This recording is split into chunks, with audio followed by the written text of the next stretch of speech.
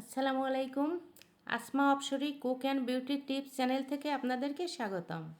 Maximum বাচ্চারা সবজি খেতে চায় না, তাই বাচ্চাদের বয়স্কদের শরীর সতেজ রাখার এই রেসিপিটি 9 প্রকার উপাদান দিয়ে তৈরি। দুর্দান্ত স্বাদের নুডলস স্যুপটি মুখে দিলেই মিলে যায়, সাথে সাথে পেটে চলে যাবে। বাচ্চাদের রুচি ফিরিয়ে আনতে এটা অনুসরণ করে সহজেই বানিয়ে ফেলুন। এভাবে অল্প করে সস দিলে বাচ্চারা আরও টেস্ট পাবে। এটা তৈরিতে লাগবে ব্রোকলি, গাজর, শিম, আলু, টমেটো, ফুলকপি। আর লাগবে মটরশুঁটি, শিমের বিচি, কাঁচা ঝাল। শিমের আঁশ ফেলে না দিয়ে একেবারেই শক্ত অংশটা কেটে নিব।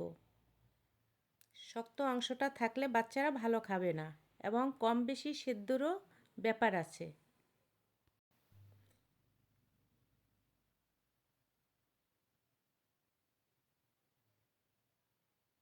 এভাবে সুন্দরভাবে পাশ ফেলে দিবেন এবং লম্বা লম্বা করে কেটে নেবেন।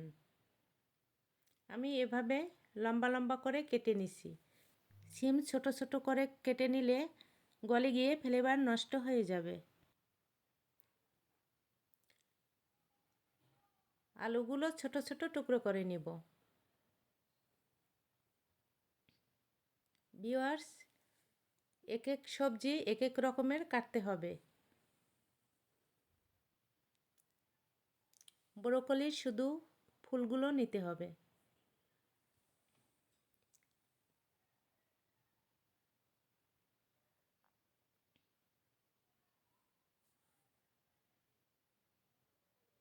এই যে শুধু ফুল।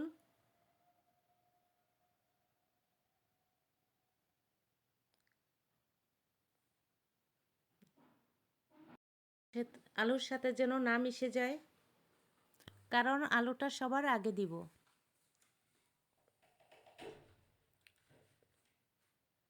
শুধু ফুলগুলোই নিতে হবে।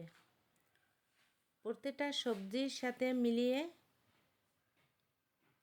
কাটারও একটা ব্যাপার আছে। গাজরটাও আমি লম্বা করে কেটে নিব।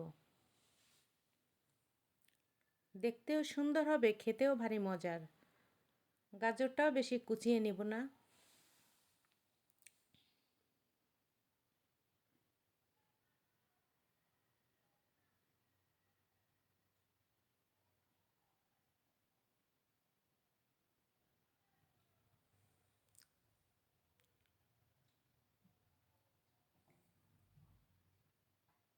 এখন নিতে হবে ধনিয়া পাতা,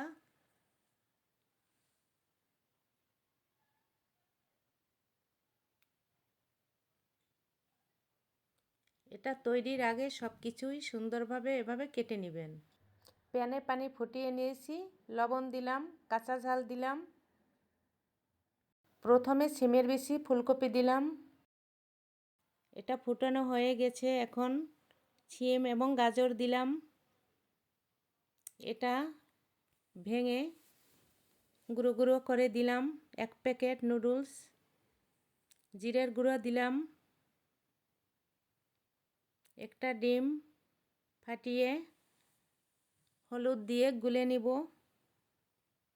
হলুদ দিলে অ্যান্টিবডির কাজ করে। ব্রোকলি দিলাম।